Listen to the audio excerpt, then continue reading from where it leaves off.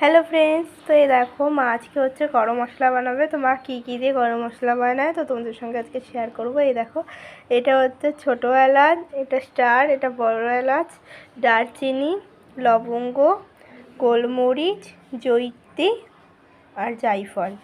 তো এই 1 2 3 4 5 6 7 8 রকম জিনিস দিয়ে মা গরম মশলা বানায়। তো চলো তোমাদের কাছে গরম মশলাটা বানিয়ে দেখাবো। তো দেখো, এখানে সব মশলাগুলোকে একসাথে নিয়ে রোস্ট করে নেওয়া হচ্ছে হালকা করে, তারপরে এটাকে গুঁড়ো করা হবে। তো দেখো এখানে মিক্সি বের করে নেওয়া হয়েছে। তো দেখো রোস্ট করে নেওয়া হয়েছে, এবার কিন্তু এটাকে ঢেলে দেওয়া হচ্ছে।